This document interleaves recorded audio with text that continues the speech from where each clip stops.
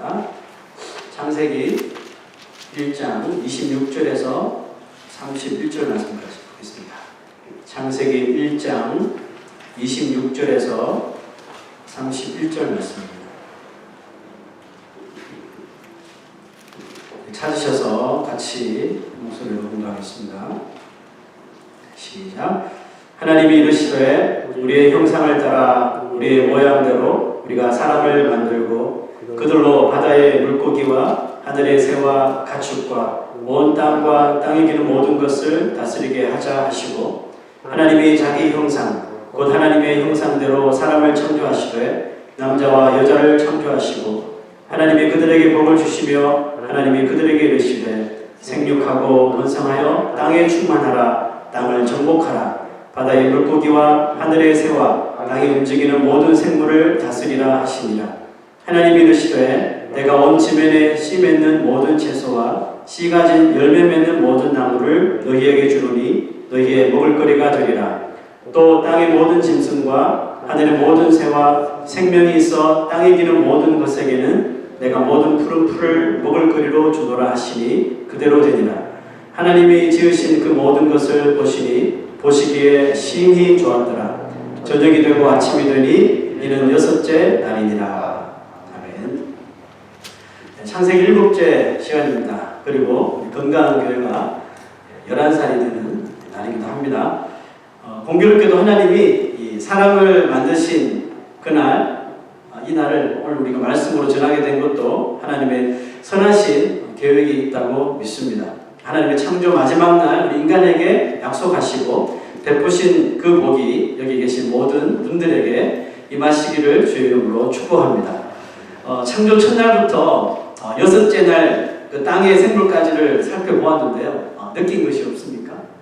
저 말씀을 묵상하다가 느낀 것은 하나님께서 이 모든 피조물들을 창조하신 목적이 딱 포커스가 되는 게 바로 마지막 날 사람을 창조할 때였더라고요. 그러니까 결국 마지막에 창조된 인간을 위하여서 정말 최적화된 환경의 그 지구를 또 생물을 하나님께서 인간을 위해서 창조하셨다는 것입니다. 지금까지 모든 창조의 방식을 한번 살펴보면 첫날부터 여섯째 날까지 사람을 만들기 전까지는 하나님께서 창조 방식은 다 이랬어요. 명령형이었습니다. 뭐 있으라 하면 있어졌고, 그죠? 나누라 하시면 나뉘어졌고, 생겨라 하면 다 생겨지는 거죠. 있으라 하시니 그대로 되리라. 이런 방식이었어요. 하지만 마지막 인간을 창조하실 때는 완전히 다른 방식을 하나님께서 채택하셨거든요. 자, 말씀 한번 보죠. 하나님이 이르시되 우리의 형상을 따라 우리의 모양대로 우리가 사람을 만들고 그들로 바다의 물고기와 하늘의 새와 가축과 온 땅과 땅에 기는 모든 것을 다스리게 하자. 뭔가 명령하는 방식은 아니죠. 명령하는 방식이 아니라 의논하는 방식을, 이 상의하는 방식을 사용하셨는데요. 하나님은 누구랑 의논하셨어요? 자, 여기서 제가 밑줄 그은 부분, 우리라는 말을 하죠. 그래서 우리는 삼위 하나님을 나타내고 있죠. 근데 하나님께서 인간을 창조하시는데 명령하셔도 되는데 왜 하필 의논을 하셨느냐 하는 거죠. 사실 하나님께 의논하셨다는 표현을 쓰는 그 자체가 좀 적절하지는 않아요. 왜? 하나님 한 분이시잖아요. 하나님 한 분인데 혼자 의논한다는 걸 말이 좀 안 되잖아요. 그럼에도 불구하고 하나님이 마치 인간을 창조하기 위해서 삼위 하나님이 다 모여서 의논한 것처럼 성경을 기록하셨다는 것은 분명히 이유가 있다는 뜻이겠죠. 그것은 그만큼 하나님 이제 형상을 따라 만들어지게 될 인간이 다른 피조물들과 비교할 수 없이 너무나도 특별한 존재이기 때문에 그렇습니다.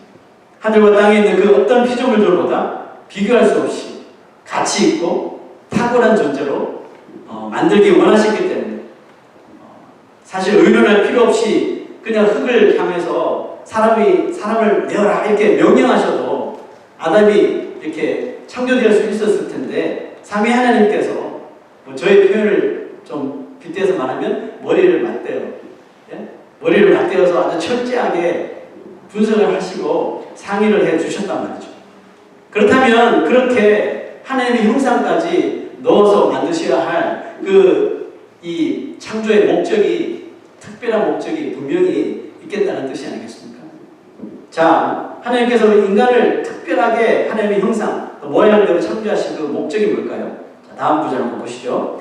하나님이 그들에게 복을 주시고 하나님이 그들에게 이르시되 생육하고 번성하여 땅에 충만하라. 땅을 정복하라.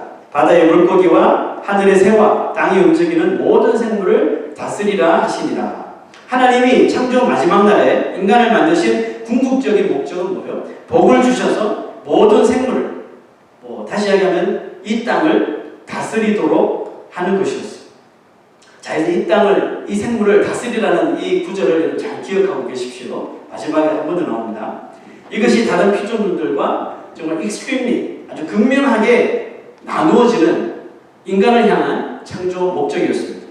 자, 그런데 우리가 지난주에 보셨지만 다섯째 날에도 하나님은 물고기와 새들에게 복을 주시며 라는 구절을 우리가 읽었을 거예요. 기억하시죠?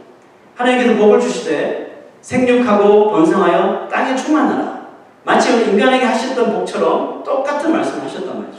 물고기나 새나 또 이런 곤충이나 짐승, 그들이 하나님이 주신 그 본능대로 생육하고 번성하여, 그 본능대로 생육하고 번성하니까 숫자가 어마어마하더라는 것이죠. 저번 주일날 여러분 그림 기억나세요? 스타피쉬. 예. 한 번에 3억 개의 알을 낳을 수 있는 그런 본능을 가진 물고기 보셨죠? 그죠? 예, 그렇게 3억 개의 알을 그만 엄청난 숫자의 개체가 불어나도 하나님이 그들을 굶기지 않으시더라는 겁니다. 굶기지 않으시기 때문에 그들은 먹거리 걱정하지 않고 열심히 본능에 충실하여 생육하고 번성하는 그런 일을 했는데 그것이 바로 그들에게는 복이었더라는 겁니다. 지금도 그들은 열심히 본능대로 삽니다. 본능대로 새들은 날아다니고 본능대로 다람쥐들은 도토리를 찾아다니고 모든 생물들이 본능대로 움직여요. 본능대로 살아서 그 많은 종류의 물고기, 새들, 곤충들, 짐승들이 존재하고 있는 거거든요. 여러분, 어떤 새는 수천 마일을 날아가고 어떤 물고기는 수백 마일을 헤엄쳐서 거기 가서 새끼 알을 놓고 생육하고 번성하고 또 수천 마일을 날아오고 수백 마일을 헤엄쳐서 그렇게 번성하는데도 한 마리의 새나 한 마리의 물고기도 불평하거나 도저히 이거 힘들어서 못 해먹겠다. 그 복을 포기하는 법이 아직까지는 없더라는 것입니다. 하나님이 6일 동안 말씀으로 창조하신 모든 피조물들은 오늘까지도 정말 한치의 오차 없이 또 불순종 없이 태초에 하나님께서 만들어주신 그 프로그램 그대로 살아오면서 창조주 하나님에 대하여 열심히 증거를 하고 있는 거예요. 여러분, 새가 왜 나를까요? 사람들이 새를 보고 하나님을 기억하라고 새가 나는 겁니다. 동물들이 왜 뛰어다닐까요? 에디슨은 디어들이 많죠. 사슴들은 왜 그렇게 뛰어다녀요? 사슴들은 왜 위험을 무릅쓰고 길을 막 건너요? 자신을 보고 창조주 하나님을 좀 기억하라고 뛰어다니는 거예요. 여러분 모르셨죠? 그들의 생명을 다해서 하나님을 알리기를 원한다니까요. 그게 그들이 존재하는 목적인 거예요. 자, 로마서 1장에는 사도 바울이 이렇게 말합니다. 창세로부터 그의 보이지 아니하는 것들, 곧 그의 영원하신 능력과 신성이 어디 나타나요? 그가 만드신 만물에 분명히 보여 알려졌다고 그랬어요. 끝이에요. 여러분, 이 피조물들에게 이게 전부거든요. 이것만이 그들이 존재해야 하는 이유예요. 우리는 심심하니까 개나 고양이나 새나 이렇게 펫으로 잡아가지고 집에서 기르지만 그 펫들도 존재하는 목적이 우리를 위해서 존재한 게 아니에요. 창조주 하나님을 위해서 존재하는 거예요. 주인님, 저를 보고 이쁘다 하시기 전에 나를 만드신 하나님을 좀 기억하시지 않으렵니까? 이렇게 말하는 거예요. 자, 여러분, 그렇다면 하나님 형상 따라 만들어진 우리 인간, 우리 인간이 존재해야 하는 그 이유는 도대체 무엇일까요? 여러분, 해나 달이나 별이나 또 물고기, 새, 짐승들이 하나님을 그들의 살아있는 이 모습을 통해서 존재하는, 하나님을 증거하는 존재라면 인간은 하나님의 형상을 받아서 이 세상에서 하나님을 나타내고 하나님을 열심히 표현하는 존재라고 말하고 싶습니다.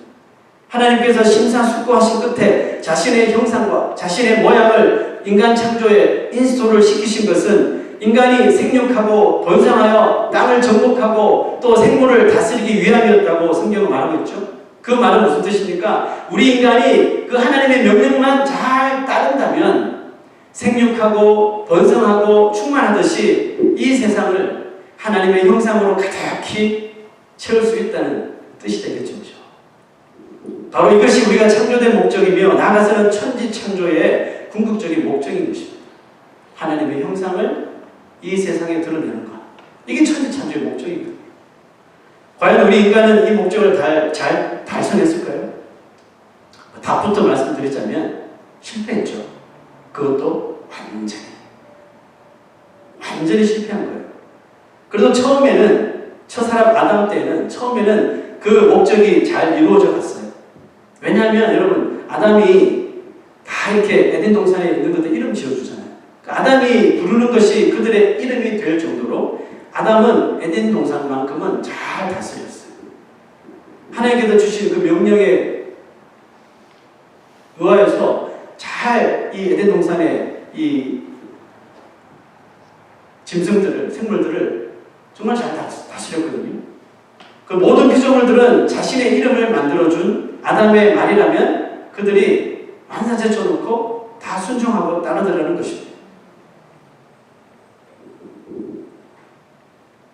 여러분, 왜 에덴 동산의 모든 동물들이 아담이 지어주는 대로 이름을 받고 아담이 부르는 대로 찾아오고 가라면 가고 오라면 오고 왜 그렇게 잘 순종했을까요? 그것은 아담을 통해 하나님의 형상이 보였기 때문이에요. 아담의 명령이 하나님의 명령으로 들리고 아담의 모습을 통해서 살아계신 하나님의 형상이 비춰지기 때문에 아담 때문에 순종한 것이 아니라 그에 비춰진 하나님의 형상 때문에 그 모든 피조물들이 아담에게 순종하더라는 거예요. 그런데 아담이 범죄합니다. 아담이 타락한 후에 가장 큰 변화가 일어난 것이 있는데 아담의 모습에서 그 빛나던 하나님의 형상이 사라져버린 거예요. 하나님의 형상이 보이지 않는 아담에게 그동안 잘 순종하던 자연 만물이 반기를 들기 시작하죠. 어게인스트하게 나오는 것입니다. 땅은 자기 마음대로 그렇게 좋던 땅이 가시를 막 내고 엉겅퀴를 막 내고요. 그렇게 땀 흘려 일을 해도 예전보다 소출이 너무너무 적은 거예요. 짐승들은 어떻게 됐을까요? 갑자기 그 순종 잘하던 짐승들이 포악해지기 시작합니다.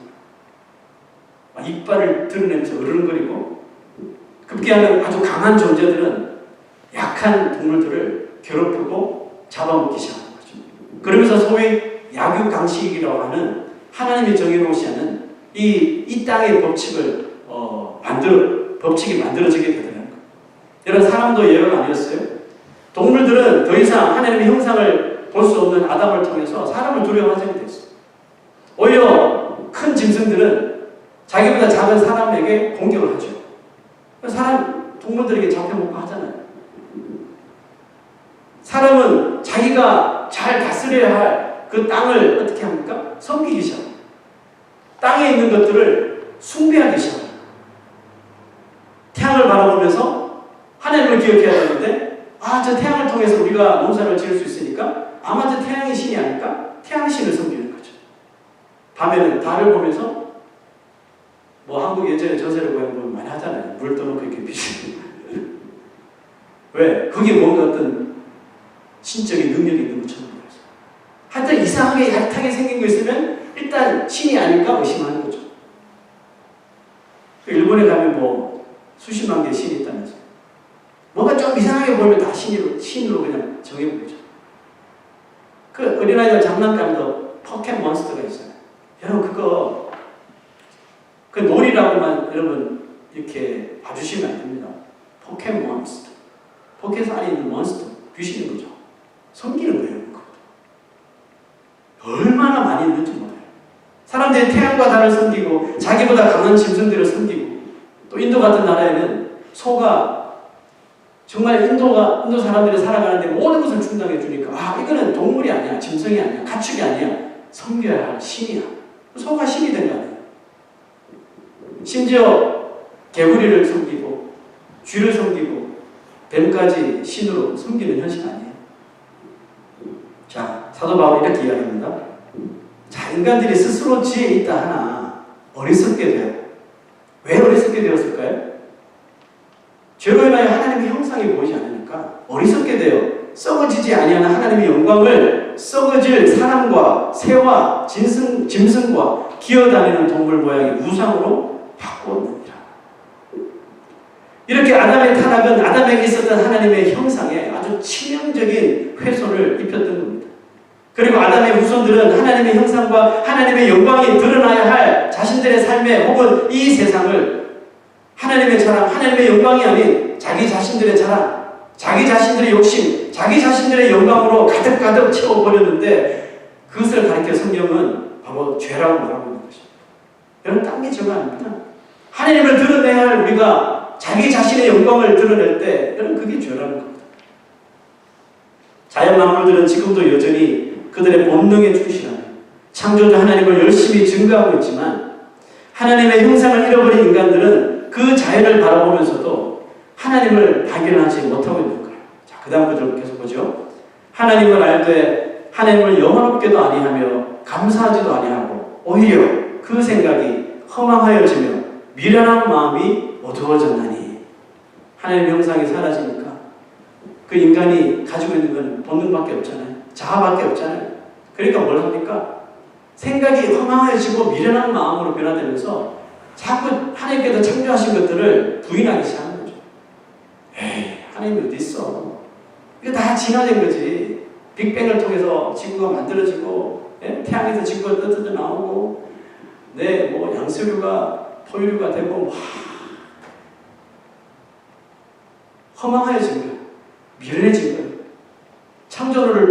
이 창조를 보면서 하나님을 바라보지 못하고 진화를 택하는 것입니다. 여러분, 근데 세상 모든 사람이 하나님을 발견하지 못하는 것은 아니더라고요.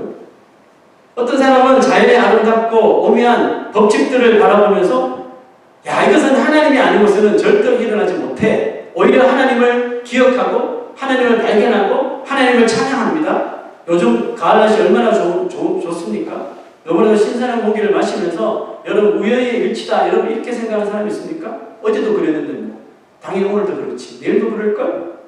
그런 사람은 삶 속에서 은혜를 발견할 수 없는 사람. 그렇지만 어제와 똑같은 일상이지만 오늘도 나에게 80대 20으로 정확한 산소, 수소의 그 비율로 공기를 만들어주신 하나님께 감사드리고, 바다와 땅이 70대 30으로 딱 정확하게 나누어 물이 땅을 덮치지 못하게 하나님께 딱 가로막고 계신 그 놀라운 황금 비율을 생각하며 창조주 하나님을 기억하고 정말 하나님의 솜씨가 얼마나 신명막측하신지요 하나님께 영광 올려드리는 사람이 있다니까요. 여러분들 어느 쪽에 속하고 있습니까? 여러분, 이들이 누굴까요? 네, 바로 하나님을 믿는 사람이겠죠. 이 사람들은 아담이 훼손했던 하나님의 형상을 다시 찾게 된 사람들입니다. 그들은 도대체 어떻게 아담의 이 타락한 몸으로 하나님의 형상을 그들이 과연 어떻게 찾게 되었을까요? 그것은 제2의 아담으로 오신 예수 그리스도가 하나님의 형상으로 이 땅에 오셨음을 믿었기 때문에 그렇죠. 아멘입니까? 네, 첫 사람 아담이 다 망쳐진 것을 두 번째 사람 이 아담이신 예수께서 이것 모든 것들을 회복시켜 주시지 않습니까? 그 성경 제자들이 예수 그리스도를 이렇게 표현합니다. 그는 보이지 아니하시는 하나님의 형상이요, 이는 하나님의 영광의 광채시요 그 본체의 형상이시라. 하나님이신 예수 그리스도가 이 땅에 성육신하셔서 하나님의 형상을 우리에게 다시 보여주신 거죠. 그래서 예수님이 나를 본 자는 누구를 보았다고 했습니까? 하나님 아버지를 보았다라고 이렇게 말씀하시는 거예요. 그러므로 누구든지 그를 믿는 자에게 잃어버렸던, 훼손되었던 하나님의 형상이 다시 회복되는 은혜가 다 주어지게 되려는 것입니다. 아멘. 여러분, 우리가 이 자연 만물을 바라보면서 하나님 살아계십니다 이런 고백이 여러분 나오면 여러분들 하나님의 형상을 회복하신 게 맞다니까요. 근데 이렇게 아름다운 자연을 보면서도 먹을까, 오늘 어떻게 할까, 여러 가지 염려와 걱정 속에 빠지신다면 미안하지만 여러분, 하나님의 형상이 여러분 삶을 통해서 나타나지 못하는 거예요. 타락한 아담인 우리 인생이 그 창조의 목적을 잃어버리고 이 땅에 그냥 고아처럼 내버려져서 영원히 회복 불능한 존재로 살아갈 수밖에 없었는데, 우리를 사랑하심을 불쌍히 여기신 하나님이 예수 그리스도로 이 땅에 보내주심으로 말미암아 그 다시 창조 목적을 찾을 수 있도록 도와주셨음을 믿습니다. 그러므로 이제 창조의 목적을 다시 찾을 인생이 이 세상을 살아가면서 무엇을 위해서, 무엇을 바라며 살아야 하는 걸까요? 자, 성경은 이렇게 이야기합니다. 너희가 서로 거짓말을 말라. 옛사람과 그 행위를 벗어버리고 새 사람을 입었으니 이는 자기를 창조하신 자의 형상을 쫓아 지식에까지 새롭게 하심을 받는 자니라. 거짓말하지 말래요. 하나님께서 창조하신 자연 보고 진화되었다고 거짓말하지 말래요. 사실은 사실로 받으라는 거죠. 옛사람과 그 행위를 벗어버리래요. 하나님의 형상이 없었던 그 옛사람 이제 좀 훌훌 다 벗어버리라는 거예요. 그리고 진실만을 말하라는 겁니다. 새 사람을 입었으니 이제 뭐라는 거예요? 자신을 창조하신 하나님의 형상을 쫓아서 지식에까지 새롭게 하심을 받으라는 뜻입니다. 여러분, 우리가 하나님을 믿는다면 이제 하나님의 형상이 나의 모든 삶을 통해 나타나도록 살아야 되는 거죠. 아멘입니까? 그렇습니다. 그러면 우리가 과연 하나님의 형상을 어떻게 우리의 삶 속에 나타낼 수가 있어요? 그렇게 하기 위해서는 하나님의 형상이 도대체 뭔데? 하나님의 형상이 뭐예요? 그것도 우리가 모르는데 하나님의 형상을 나타내게 해주시옵시고 이렇게 기도할 수 있어요? 하나님의 형상이 뭔지 알아야 될 거 아니에요? 왜? 하나님께서 인간을 만들 때 하나님 형상을 넣으셨다고 그랬으니까 하나님 형상이 뭔지 알아야지 우리가 그걸 뭐 나타내든지 표현하든지 뭐 노래를 부르든지 할 거 아니에요. 그죠? 근데 많은 사람들이 그것도 모르면서 그냥 하나님의 형상이 나타나게 해주시고 이렇게 말한다고요. 그러니까 모르면서 그렇게 말만 하니까 삶이 믿는 것과 완전히 정반대의 삶이 일어나는 거 아니에요? 그러니까 알고 믿어야 되는 것이죠. 자, 여러분, 하나님의 형상이 뭘까요? 도대체 하나님의 형상이 뭔데 우리를 보고 정말 이 세상의 그 형상을 드러내면서 살아라고 명령하신 걸까요? 여러분, 하나님의 형상은 하나님의 속성을 말합니다. attribution. 하나님의 속성에는 우리 인간들과 쉐어할 수 있는 속성이 있는 반면에 쉐어할 수 없는 속성도 있죠. 쉐어할 수 없는 속성이 뭐예요? 하나님만 하실 수 있는 것. 이렇게 창조를 하신다든지 기적을 일으키신다든지 이런 거 전능하신 하나님만 할 수 있는 이런 속성은 우리가 카피할 수 없는 거죠. 그렇다면 하나님께서 공유해 주신 그 속성은 뭘까요? 사랑하는 거. 하나님을 사랑이시라. 그죠? 하나님 우리를 사랑하신 것처럼 우리도 사랑하는 거죠. 또 뭐 있을까요? 사랑하고 진실되게 살고 진심으로 살고 페이스풀하게 성실하게 신실하게 살고 오래 참고 인내하고 여러분 이런 것들 다 하나님께서 공유해 주신 하나님의 속성 아니에요? 우리의 삶 속에 이런 하나님의 속성, 하나님의 형상이 우리의 삶 속에 흘러가도록 하나님께서 명령하신 거죠. 우리 마음으로부터 우리 삶으로부터 이런 하나님의 형상이 흘러나와 어디로 가요? 세상에 전달이 되도록 살아가야 한다는 뜻입니다. 성령으로 인하여 이와 같은 하나님의 형상이 우리가 예수 그리스도를 믿음으로 말미암아 성령에 의하여 부분적으로 회복이 되어져 감을 깨닫는 것. 나는 예전에 이렇게 살지 못했는데 거듭나고 성령이 내 안에 거하고 보니까 예전과 다른 삶이 나오더라는 것이죠. 완전하지는 않지만 조금씩 하나님의 형상이 내 삶 속에서 요만큼씩 튀어나오더라는 것이죠. 여러분, 이게 바로 신앙생활인 거예요. 여러분, 신앙생활은 뭐 거창한 걸로 생각하셨죠? 아니에요. 우리의 삶 속에서 예전에 없었던 사랑이 나오고 예전에 없었던 거룩함이 나오고 예전에 발견하지 못했던 오래 참음이 나오고 셀프 컨트롤하고 인내하고 그죠? 거짓말 하던 사람이 정직하게 다 말해버리고 내가 손해를 보더라도 나는 하나님의 사람이니까 손해를 보더라도 그냥 믿지고 말래 해버리고 이런 모습들 여러분 그게 신앙생활 하는 모습이라니까요. 여러분들 삶 속에 이런 하나님의 속성이 있습니까? 다는 아니겠죠. 우리 하나님이 아니니까. 그럼에도 불구하고 가끔 또 이렇게 넘어지기도 하지만 그럼에도 불구하고 조금씩 불쑥 내 모습에서 하나님의 형상, 하나님의 속성이 나온다면 여러분들은 신앙생활 하고 있는 게 맞다는 거예요. 할렐루야. 예, 좀 안도의 한숨을 내시기 바랍니다. 여러분, 만약에 우리 삶 속에 나는 죄인이고 정말 부족한데 내 삶 속에서 이런 하나님의 형상이 하나님의 속성이 쫙 튀어나오는 걸 만약에 이런 발견했다면 더 볼 것도 없어요. 나는 하나님의 형상을 회복한 사람이 맞아. 그렇기 때문에 우리의 남은 인생을 하나님의 형상을 드러내는데 그냥 다 쏟아부고 싶어요. 그냥 여기에 다 여러분 우리의 삶을 올인하셔야 된다니까요. 이것이 바로 신실한 그리스도인의 삶인 거예요, 여러분. 우리가 완전하게 하나님의 형상을 다 가질 수는 없잖아요. 여전히 우리가 주의 본성을 가지고 있으니까.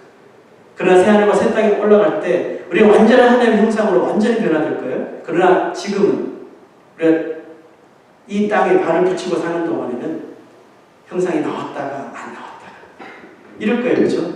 그러나 안 나올 때는 회개하시고 나올 때는 감사하시면 되는 거예요. 여러분 그게 신실한 그리스도인들의 신앙 생활이라는 거예요. 여러분 자신을 하나님의 형상대로 창조하신 하나님의 형상을 쫓아서 날마다 리뉴되고 정말 리크리에이트되는 그리스도인의 삶을 살아가게 되시길 부탁드립니다. 이것이 성도의 삶이고 이것만이 성도가 누려야 하는 하나님께서 창조 6째 날 인간에게 주신 복이라는 것입니다. 여러분 물질의 복 더 받겠다고 교회 다니면 큰일 납니다. 누가 그러냐? 교회 헌금 많이 하고 누가 그러는데 예배 받지 않고 그러면 물질의 복을 쏟아부어 주신다는데 여러분 오직 교회 다니는 목적이 그거라면 일찌감치 적으십시오. 그런 일이 없습니다. 자녀의 복, 남편 복, 아내 복, 사업의 복, 공부하는 복 이런 복 받겠다고 예수를 찾는 것은 절대로 신앙이 아닙니다. 여기 속지 마십시오. 절대로 그건 복이 아니에요. 그거는 세상의 무당들도 다 그렇게만 해요. 세상의 우상을 섬기는 사람들도 다 그렇게 이야기합니다. 여기에 더 많으면 더 많이 바칠수록 당신은 복 받을 거라고. 그죠? 물질의 복, 남편 복, 아내 복, 자녀 복, 부모의 복, 사업의 복 막 대박 터질걸? 그죠? 더 바치라는 거죠. 여러분 뭐가 다릅니까? 교회에서 만약에 그렇게 한다면 도대체 다른 게 뭐예요? 목사가 만약에 강단에서 살아계신 하나님의 메시지를 증거하지 못하고 이런 복 얘기를 한다면 헌금 많이 하는 자에게 하나님께서 그 통장에 디파짓 하시는 그 어카운트에 양을 늘려주실걸요? 만약 목사가 강대상에서 그런 이야기 한다면 무당과 다른 게 뭐가 있어요? 뭐 다른 게 있으면 말씀해 보십시오. 다른 게 없잖아요. 그게 아니라는 거예요. 속지 마십시오. 기복신앙은 올바른 믿음을 계속해서 갉아먹습니다. 갉아먹는 벌레와도 같은 거예요. 실컷 교회 다니고 실컷 헌금하고 실컷 예배드리고 실패하는 인생으로 끝나는 거예요. 그렇게 사시겠습니까? 하나님 우리에게 기껏 돈 몇 푼 사람 눈에 보기에는 천불에서 만불은 엄청나게 차이가 있는 액수지만 하나님 보시기에 그 뭐 천불이나 만불이나 10만불이나 그 종이 쪼가리 아니에요. 하나님 우리에게 기껏 돈 몇 푼 더 벌게 하려고 당신의 그 거룩하신 형상을 우리에게 인스톨하신 것이 아니라니까요. 예수님은 기껏 사업 좀 더 잘하게 하려고 이 땅에 오셔서 그 무겁고 그 무서운 십자가를 우리를 위해서 대신 지신 것이 아니라고요. 나로서는 불가능하고 이 물질로서 불가능하고 이런 명예의 학력, 이런 권력으로 절대로 불가능한 그 하나님의 선물인 구원을 주시기 위해서 그래서 아담이 잃어버렸던 그 하나님의 형상을 찾아주시기 위해서 그 십자가에서 그 모든 피를 뿌리신 거 아니에요. 그 보혈의 피로 우리에게 영생을 주신 것이는 기적같이 예수를 믿게 되어 하나님의 형상을 다시 얻게 된 성도라면 이제 그 사람의 삶의 목적이 정말 물질만 바라보고 사는, 명예만 바라보고 사는, 권력만 바라보고 사는 세상 사람과는 달라야 하는 것이 여러분 이게 커먼 센스 아니에요? 여러분 이게 일반 그냥 상식 아닙니까? 그리스도인으로서 이게 달라져야 하는 게 그냥 이건 상식이에요. 여러분 누가 막 이야기해서 그렇게 사는 것이 아니라 정말 하나님이 형상이 나한테 주어졌어. 잃어버렸는데 훼손됐는데 예수님 때문에 다시 회복이 되어서 그래서 내 삶 속에서 하나님의 형상이 나오는 게 난 너무 좋아. 그 삶이 변화되는 게 상식이라니까요. 상식. 그렇게 사는 사람 보고 와 대단해요. 이거 아니에요 여러분. 그렇게 사는 게 여러분 맞는 거고 그게 상식이라니까요. 너무나도 교회가 너무나도 성도들이 이상하게 사니까 조금만 그렇게 사는 사람 보고 대단하게 보이죠. 근데 대단한 게 아니에요 여러분. 그게 그냥 일반적인 것이 되어야 돼요. 성도라면 자신의 삶에서 그 하나님의 형상을 회복한 이 성도의 입에서 매일 뭐 돈 진짜 돌아버리죠. 돈이 나오는 것이 아니라 하나님의 형상이 어떻게 하면 내 삶 속에서 이 세상에 더 이렇게 표현되어지고 어떻게 하면 하나님의 형상이 내 삶 속에 더 이렇게 드러나고 나타나게 할 수 있을까? 거기에 정말 힘을 쓰고 기도해야 하는 거예요. 아멘? 그래서 성경은 뭐라고 합니까? 너희의 마음을 동이고 너희의 허리를 동이라고 그랬죠. 뭐 하라고? 돈 벌으라고요? 아니죠. 우리의 삶 속에서 하나님의 형상이 하나라도 더 이 세상에 표출될 수 있도록 허리를 동이고 마음을 동이고 힘쓰고 기도하고 애쓰라는 것입니다. 그러므로 생육하고 번성하라. 우리 인간에게 내리신 이 명령을 단지 그냥 아이를 많이 낳으라는 건가 보다. 뭐 이렇게 그게 틀린 말이 아니에요. 여러분. 하나님께서 이루어주신 가정, 자녀를 분명히 생육해야 됩니다. 맞는 말이죠. 그런데 문자적으로 너무 그렇게 자녀를 많이 낳아야 된다. 그럼 저는 여러분보다 복을 더 많이 받을게요. 그러면 자녀를 아직 안 낳은 사람은 복을 덜 받은 건가요? 그렇잖아요. 문자적으로 해석하면 그런 거잖아요. 한 명이라도 더 많이 출산한 가정이 더 하나님의 명령에 따른 겁니까? 제가 아는 목사님은 자녀가 16명이에요. 그 목사님 낳았다는 소리가 아니라 그 목사님이 16 형제 중에 막내였어요. 그 가정은 엄청난 복을 받은 거겠네요. 그러면 이걸 도대체 어떻게 받아들여요? 생육하고 번성하라. 어떻게 여러분 우리가 해석해야 됩니까? 이걸 그냥 텍스트로 문자로 해석하지 말라는 거예요. 하나를 낳든 열을 낳든 둘을 낳든 혹시 사정상 자녀를 못 낳든 그게 문제가 아닌 거예요. 이걸 영적으로 봐야죠. 영적으로 이 생육하고 번성하라를 생각해 보면 뭘까요? 우리의 삶 속에서 하나님의 형상을 나타내는 일이 더 많게 하라는 뜻이겠죠. 생육하고 번성하라. 하나님의 형상이 나타낼 일이 더 많아지게 할 뿐만 아니라 하나님의 형상을 찾는 사람이 나를 통해 더 많아지도록 해야 한다는 의미로 우리가 볼 수가 있겠죠. 어떻게 우리가 이런 일을 가능하게 할 수 있을까요? 성도가 부지런히 성령의 열매를 맺으며 살아간다면 그 열매 누가 먹는 거예요? 내가 성령의 열매를 맺으면 그 열매 내가 또 먹는 겁니까? 내가 먹고 또 열매를 또 내가 먹고 계속 이런 겁니까? 아니잖아요. 내가 사랑이라고 하는 성령의 열매를 딱 맺으면 대상자가 있을 거 아니에요. 배우자가 됐든지 자녀가 됐든지 직장 동료가 됐든지 옆집 사람이 됐든지 교회 성도가 됐든지 내가 사랑의 열매를 맺으면 그 열매를 따먹는 사람이 있을 거 아니에요. 그 사람이 사랑의 열매를 따먹고 뭘 발견합니까? 하나님의 형상을 발견합니다. 성령의 열매를 맺으며 살아갈 때 그 열매를 통한 한 영혼이 또 나처럼 하나님의 형상을 회복하게 되는 것입니다. 아멘. 예수 그리스도를 만나게 되고 예수 그리스도의 그 구원의 선물을 통해서 하나님의 형상이 그 사람에게도 그 영혼에게도 회복되는 은혜가 있어지는 거예요. 여러분 이것이 생육하고 번성하라고 하는 하나님의 영적인 복이라는 것입니다.